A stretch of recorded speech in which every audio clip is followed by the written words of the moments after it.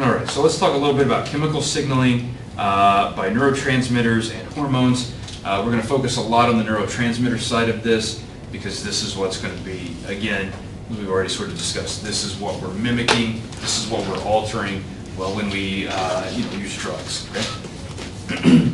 Either psychoactive drugs to treat health issues or drugs that you use for recreational or other purposes. That's a fine line, right, Marissa? I mean, you start to think about these folks who self-medicate. I was really just thinking about that, right? Like, what's the right terminology to use here?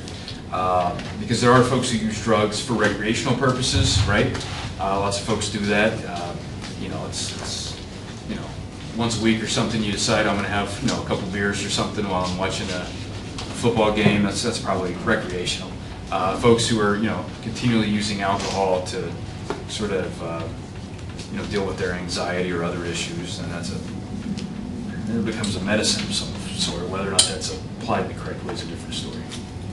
So we'll skip through what we need to here. Hopefully we can get through this chapter and the rest of today. That'll put us for chapter 4 next week, and we'll be right on target.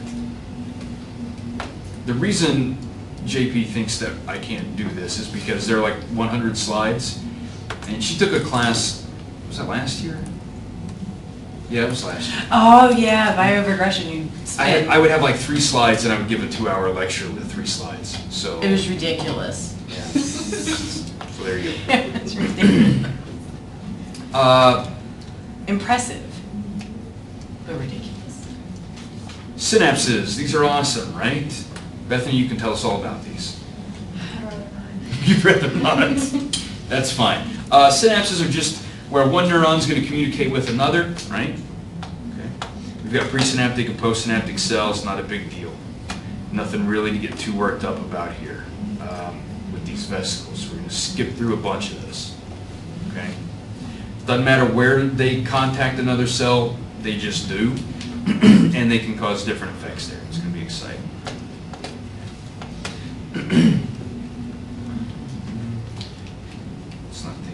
That. There's another fancy word, the neuromuscular junction. You might see that get tossed out later. Basically, that's just a synapse, but it's between a neuron and a muscle cell.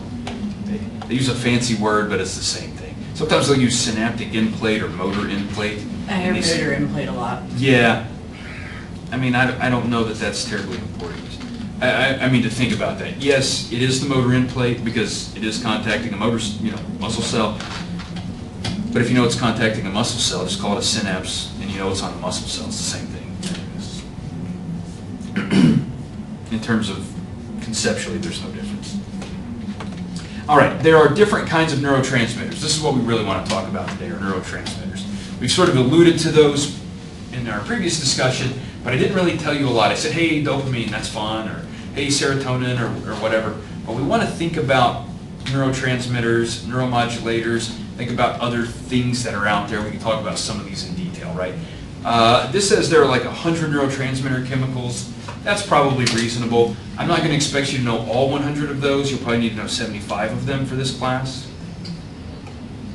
You'll probably need to know like 5 of them for this class, right? Because there are a handful of important ones, okay? And then there's a bunch of other stuff that, well, that's an interesting like one-off scenario that you can think about later. Typically, when we think about neurotransmitters, they're what we call the amino acids, right?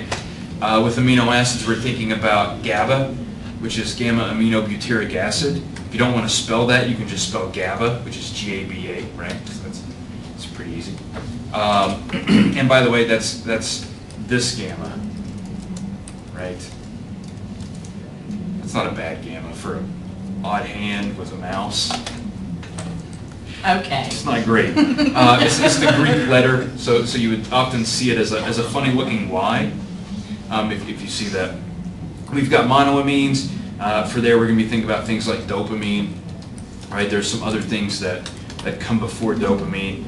Acetylcholine. You've got things like serotonin. You've got neuropeptides, lipids, and gases. So you've got a bunch of classes of neurotransmitters, even under that sort of neurotransmitter category. We're going to think about maybe 1 or 2 from each of these groups. Some of the groups we're not going to think about too much. Gases we're not going to really spend a lot of time on gases, lipids, neuropeptides, maybe a little. Mostly we're going to focus on the guys in these groups. Okay?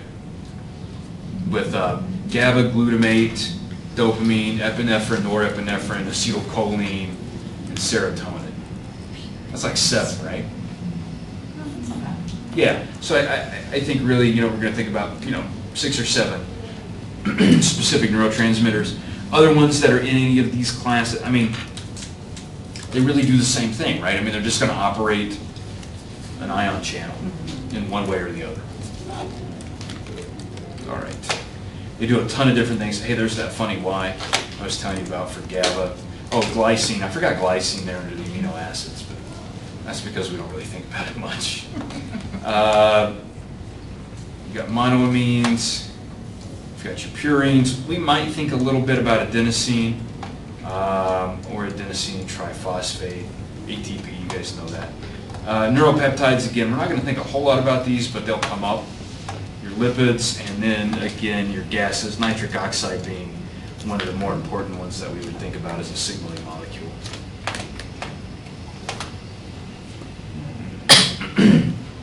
All right, this is basically stuff we've already talked about, not a big deal. Postsynaptic cell, we can skip this slide. Nothing there. Here's your basic synapse, right? You've got vesicles. Inside these vesicles are neurotransmitters. When this cell gets a signal to release that, these vesicles make their way down to this membrane. They merge. They dump out all of those ligands, right? Okay, those neurotransmitters. And then they're just going to bind to these receptors, and they'll operate those receptors, right? They'll open or close ion channels or whatever it is they do. Second messenger systems, right? They cause some action to happen. Or sometimes they'll prevent an action from happening, right? So, but that is sort of causing an action, right? Mm-hmm. Either way you It's think still about an it. action. It's still something, right? Right. So there you go. Questions about that? Does the vesicle fusion require Q and R snares, like in other parts of the cell? Yeah, there's a whole fancy process here that you don't have to think about right now. With like clathrin and all of these other, this is a very simplified diagram, right? And so there are people who spend their whole lives thinking about this process. We don't have to know the G protein cascade. No, don't have to know any of that. You're fine. See, this is why you shouldn't go to med school, because you're so interested in that instead. And you should spend your whole life studying synaptic vesicles. Wow, I think that will really impact the overall physician disparity. It would. I bet they don't know anything about synaptic vesicles. You could tell them all about it. You could traveling lectures. You're so excited Well, about my youngest sister opened my psychopharmacology book when I was home this weekend, and the thing that she got up out of it was that cocaine is also called foo-foo dust, apparently. That's what she just got out of Your it. sister? Yeah, she's in the 8th grade, so she read about placebo effect and foo-foo dust. Well, that's interesting. Foo-foo dust. It sounds That's like all. some kind of cotton That's candy. one of the things in the chart. Objectively. Definitely only Yeah. falling cocaine. Yeah, for sure. Foo-foo dust? Yeah. I just assume if I hear someone talking about something and I don't know what it is, they're talking about cocaine. Hey, have you tried that Blim Blammer? Oh yeah, that's definitely cocaine right there. I don't know. Well, Megan, at least you got the placebo effect, right? Yeah. That's kind of cool, right? And Placebo. she's like, I didn't even know there was a nocebo effect. I know, Like, that's the pretty girls in the impressive. basketball team were never going to believe that, and I was like, please don't tell the girls in the basketball team. They won't pass you the ball. No, but hey, maybe she will go to graduate school, if not you. Maybe make you proud. Work on that. Bring her to class. No, probably don't bring her to class. This I was is going to say, she's in 8th grade. No way. This is not an appropriate No, class this for- is not, you are not appropriate for children. I think I realize now why I had a whole bowl of candy left after Halloween. Dad and my wife tried to give away pretzels. Dude, come on. We had this bowl. Neither one of us were home because we were both working, and so we had this big bowl, and she just put a sign up that said, hey, take whatever you want, you know, be nice, I'll take it all. I come home, I get home before she says, there's like a whole bowl of pretzels and fruit snacks. She didn't buy fruit snacks. Did she buy the good ones though? She bought the organic ones, so I don't know. Fancy. I don't know if those Fancy are the good ones or not. They don't taste as like, you know, powerfully sugary as the other ones, but, you know. Right, I want that like sugar coating of the teeth. Yeah, A good yeah. food snack. Then you have to go to the dentist to get them sandblasted. Yeah, no, not the same less. All right, let's see. Neurotransmitters, you guys don't have to worry about this too much. It's all about like enzymes and getting things down there. Drugs can screw up this process, not a big deal. We do want to think about neuromodulators briefly, you know, not too deeply. A neuromodulator can't open an ion channel or can't create an action in and of itself. But what it can do is help a neurotransmitter create an action, right? Okay, so it can kind of give that neurotransmitter a boost. In and of itself, it's not going to do anything, right? You have to have that neurotransmitter present to make the action happen or not happen, but the neuromodulator can help that. Let's see, we don't have to think about this too much. Vesicle recycling. You guys can get excited about this, but we don't really need to think about it too much. Oh, who loves botulism? It's always a fun one, right? It's not a big deal. There you go. I know. They're almost as good as down coats. Memories of cell and molecular biology coming back to me. Let's not think too much about this. This is all fancy stuff that's going on in the cell. I know, it's like a lot, right? We do want to think about autoreceptors. So let's stop there for a moment. All right. Thank you. Don't worry about it, Marissa.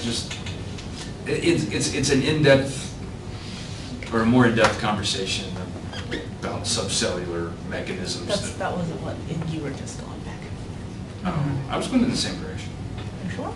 No. So autoreceptors, these are fun. Bethany, you don't have to write this down. We already talked about autoreceptors yesterday. You just want a second dose. So autoreceptors are really cool. They're actually on the same cell that's releasing a neurotransmitter, and they're measuring basically what or how much of that neurotransmitter you're releasing, right? So they will become activated or stimulated when enough of the neurotransmitter has been released, right? Because it'll diffuse its way back around and activate these autoreceptors. I think you already lost me by this part yesterday. So. Oh, really? Well, now you see, you're catching up. I told you, it'll be fine. So we've got an autoreceptor. If it's for dopamine, we're releasing dopamine. When dopamine activates that autoreceptor, the autoreceptor goes, hey, cell, you can stop releasing dopamine. We got enough out here, right? We got enough out here because I got my hands on it. Now, you can do some cool things with autoreceptors. You can activate those with something other than the neurotransmitter, right? And that would be an antagonist by definition, right? Because we would reduce the release of that neurotransmitter. Or you could block that autoreceptor so it's never activated. And that's going to be an agonist. You're just going to keep dumping out that neurotransmitter, in this case dopamine, and you're going to keep doing that because you think, hey, my autoreceptor is not telling me I'm releasing any dopamine. I just need to keep releasing dopamine. Right? You don't get Parkinson's. Just keep Schizophrenia. dumping. You get all kinds of things. Yeah. Eventually you're going to deplete your resources, hopefully, of dopamine before you develop schizophrenia. But it can happen. That your autoreceptors are blocked. And they can be located in different places. Nothing to worry about there. Here's an autoreceptor. Notice it's not like right down here at the meat of the synapse. It's off to the side. If you put your autoreceptor right here, well, it's going to get stimulated pretty quickly, right? That doesn't make a lot of sense. So you want to put it out here where the molecules have diffused away, and you think, well, if there's enough of this molecule to diffuse all the way over to me, here's an autoreceptor we can shut down release. You don't need to think about heteroreceptors. We do want to think about transporter proteins and the process of reuptake, right? So transporter protein is really any sort of protein that's going to move move a molecule from one side of the cell membrane to the other. That's really what transporter proteins do. Okay? They can move them inside or they can move them outside. And in this case, we're going to think about moving things from the outside to the inside. So we're going to think about this process of reuptake. Who remembers when we talked about SSRIs briefly? Okay. That stands for selective serotonin reuptake inhibitor. So what we do in this case is we're going to inhibit the process of reuptake, right? And what we do with reuptake is we release, in this case, serotonin, and then that cell that released it is going to use a transporter to pull that serotonin back into the cell. We can recycle that, we can use that later, put it back in a synaptic vesicle, release it some other time, right? When we block that reuptake process, though, guess what happens? There's more serotonin available at the synapse now because we're not pulling it back in, right? We're inhibiting that process, so we're leaving serotonin out there longer. So if you're depressed, if you're irritable, yeah, those are the two main reasons you'll get SSRIs. If you're one of those two things, overly aggressive, they'll give you SSRIs for that. You block that reuptake process, you leave serotonin out there at the synapse longer, it does its business, and you have a more powerful effect of serotonin. Typically, when we think about drugs that are reuptake blockers, it's usually an SSRI or an SNRI, which is for norepinephrine, right? You don't really see a lot of other reuptake inhibitors.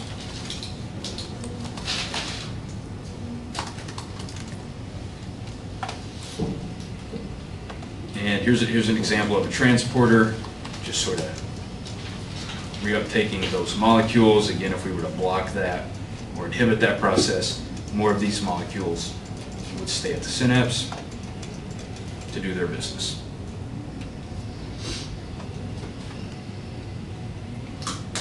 So, what's another example of this? Cocaine actually blocks dopamine transporters, also serotonin and norepinephrine, right? So this is why it's a dopamine agonist. It's also an agonist for those other neurotransmitters, but it's going to block the reuptake of dopamine. So whatever dopamine is released, cocaine will block that reuptake. And we've already talked about antidepressants. Not a big deal.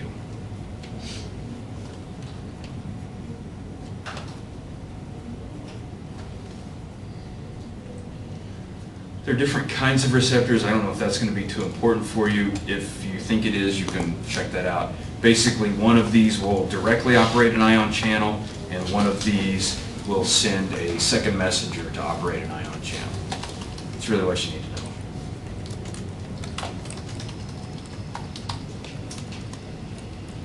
There's your G proteins if you're interested. Here's a structure of, these are inotropic receptors, right? I think they kind of look like bell peppers, often they'll make them green. I think they do that intentionally. Neurotransmitter binds, it's going to open the channel, your ions come in. Not a big deal.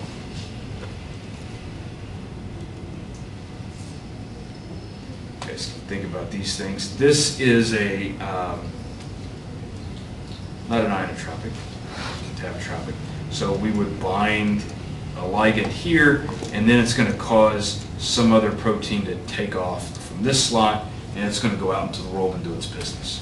I don't really need to know what that is. But there you go. Your G proteins, those are fun. Let's see, what else do you need out of this? I don't think you need a lot of these things. These are things you might need to refer to when you're like going and looking at your presentations, right?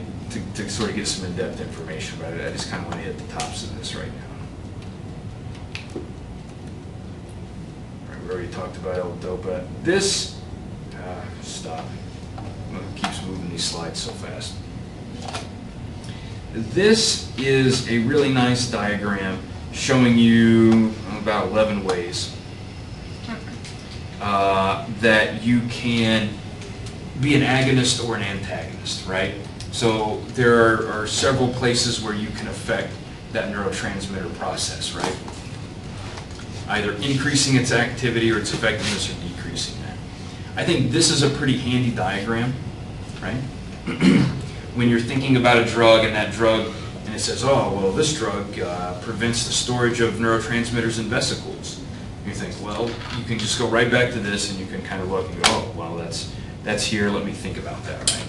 So I think this is going to be an important diagram for you to reference. I'm not going to ask you, I might ask you a few things about specific drugs when we talk about sort of the big, more important drugs and how they work, but you're not going to have to memorize like all of the drugs that prevent storage in vesicles. That seems a little ridiculous, right?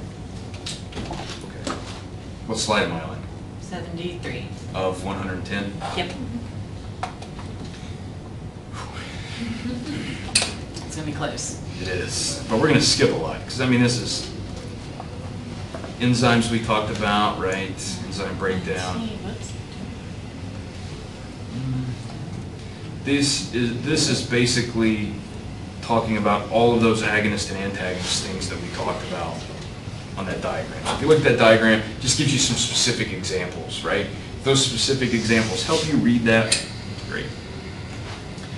Synaptic plasticity, I guess I should tell you about this, right? It's kind of interesting. See what it's good for. Your synapses change over time depending on their use, right? I'm not going to hit you in this class, Bethany, with a lot of LTP, but in the other class, you're going to need to know about that. So just be ready. We'll get there in like 10 weeks, so you don't have to worry about it now. I am required by the International Federation of Here's What You Should Say About Neuroscience, which is a real group, by the way. We just started just now. I'm the co-founder of that. I'm required to mention the name Donald O. Hebb, and that's O period Hebb, not O apostrophe Hebb. I was talking about this in another class last semester, and I said O. Hebb, Donald O. and they thought it was like O'Hare or O'Neill, not O. It stands for Golding. Probably the greatest Canadian neuroscientist of all time. That's including Ron V.A., the nodes of Ron V.A., right? So I still think Hebb's a little better. We got to give him the edge. Hebb is a cool guy. How many of you are psych majors? That's great. You should know about Hebb. Believe it or not, Hebb was the president of the APA for a while. Even though we mostly think about Hebb when we think about like biology, right? We don't really think about Hebb always in psychology. But he was the president of the American Psychological Association for a while. Back in the 40s, he gave a brilliant presidential address called Psychology as a Biological Discipline, which was brilliant. You should read that if I've not made you read it already. You should read it. He's the guy, how many of you have heard neurons that fire together wire together? Right? That's a pretty standard thing. It's accurate enough, but like a lot of catchphrases, there's some nuance that gets lost in that. But, if you're interested, we can talk about it. But Hebb's pretty cool. He was thinking about these things back in the 40s and 50s before we had any idea what was going on. The amazing thing about this, as of yet, we've not really proven him wrong, right? We've added details, we've added nuance to what he said, but his basic mechanism that he laid out at that time was, so far, it's been accurate. So it's actually pretty impressive. Basically what happens is as you are continuously exposed to some sort of stimulus, that could be a drug, that could be some sensory stimulus, your synapses will change, right? They can change their shape, they can change, they can disappear, new ones can form, they can change the density of receptors, and all of that's going to change the function of that. It's going to be pretty exciting. There are a ton of things that are involved in this. And if you guys end up telling us about a drug that influences synaptic plasticity, you might want to come back and revisit some of these protein systems, but not something that I'm going to expect you to know a whole lot about just yet. But I did want to take a moment to talk about it. So here's sort of an example. This is kind of interesting. It's got three sort of populations here. Folks diagnosed with autism spectrum disorder, folks not diagnosed with autism spectrum disorder, or not diagnosed with a neurodegenerative disorder. Okay. Yeah, so Alzheimer's disease, Parkinson's disease, Okay. Huntington's disease. I was like, ADPDHD. Yeah, what is that, right? It finally, right before you said it, it finally dawned on me. It's Alzheimer's, Parkinson's, and Huntington's, and obviously the drop here is going to be at different locations maybe, but we see in all three of those neurodegenerative disorders a steady decline, and a decline that is abnormal, right? So here's kind of the normal process of these dendritic spines and so forth. You sort of have a continuous increase up until your adolescence, and then you start to have like some sort of what we call the pruning process, right? Because you get rid of the things you don't really need. That's pretty normal, and then you kind of keep that going for a while, and then as you start getting older, they start trailing off a little. It's not a lot, right? I mean, if you look at that, unless you have a neurodegenerative disorder, and then there's like this precipitous decline. What's kind of interesting is folks diagnosed with autism disorder, they actually sort of overshoot, and they sort of maintain that those extra dendritic spines and connections well into the rest of their lives. It's kind of interesting. Could that be a reason why a lot of them have sensory issues? Yeah. Is that exactly why? That's exactly why. Because they're basically, I gotta think about how I want to say this. Their brain has not gone through this maturation and elimination process. Gotcha. Right? And their responses are going to be much more like you would see in a young child. And I don't mean that they, some of those individuals have some cognitive issues. Some of them don't. Right, in right. different domains. And I don't mean it in that way. I simply mean as a young child, as an infant, when you're stimulated with some sort of whatever that, I mean, babies just all the time. Right? Everything's exciting. Everything overexcites Yeah. them, right? And some individuals who've been diagnosed with autism disorder, they kind of continue that process, and they always have sort of a significant increase in or Gotcha. a significantly higher number of dendritic spines. So they're always going to be more prone to being overexcited or overstimulated, because they have all of that. They didn't go through that sort of normal pruning and maturation process. Okay. Yeah, that was a great thing. Hormones. I don't think we're going to really talk about hormones much in this class. Those are just fun diagrams, right? I mean, I don't know who they get to draw these things. It's just, I don't know. She's like lounging on a like out by the pool or something, right? I mean, isn't that just Yeah. and then this guy, I don't know, he's just like, did you just cut in front of me at Starbucks? I mean, he's just got, that's the face he's making. I don't know, I just, that's definitely the you just cut in front of me at Starbucks stance. Yeah.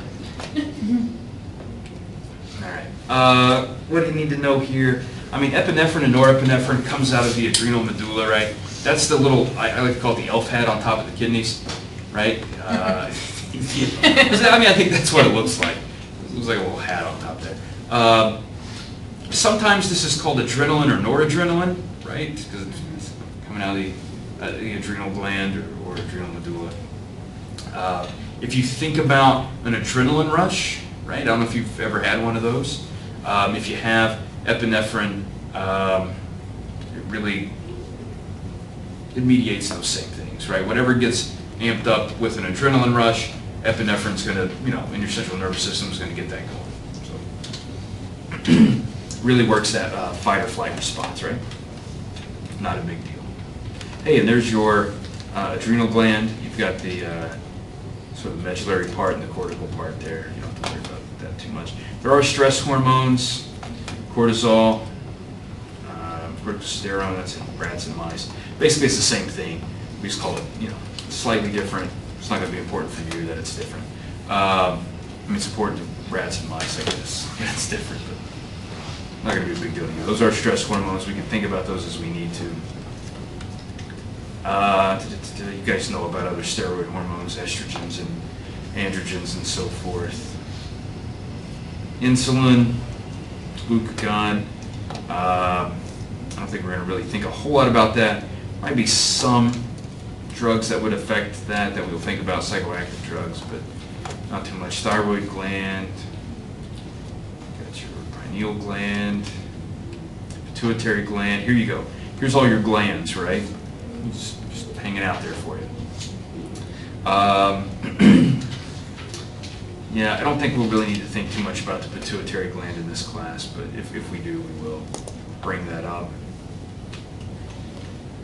Hey, who loves oxytocin? Correct answer, everybody.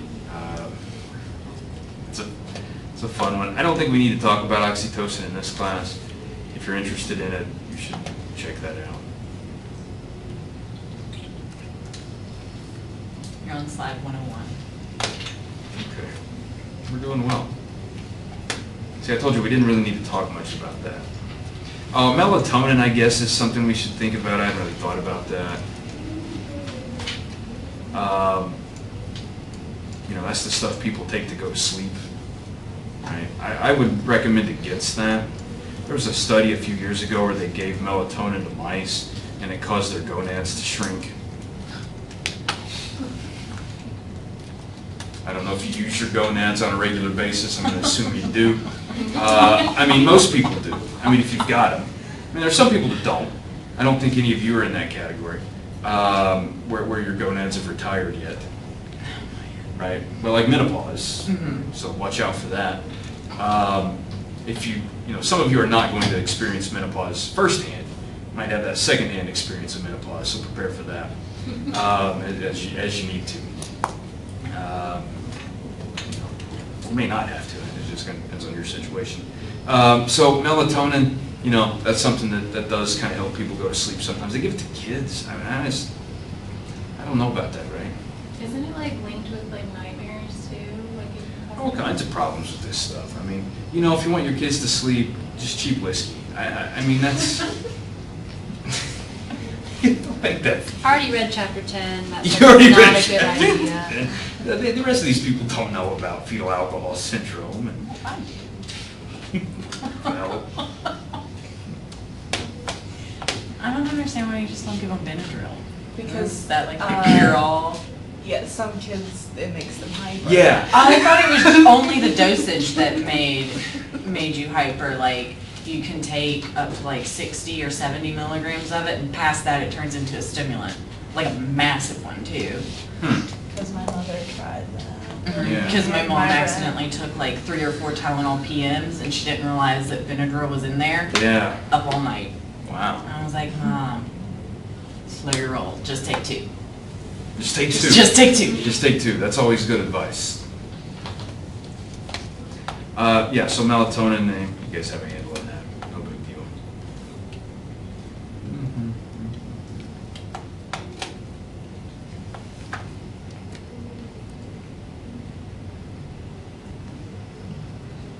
Sex hormones, I mean, it's kind of interesting that they do have some effect on drugs. Just sort of interesting. I don't know. You guys can think about that. That's a little more advanced than I'd like you to get into for this class. But if your particular presentation week you want to look into that, that would be something you're more than welcome to do.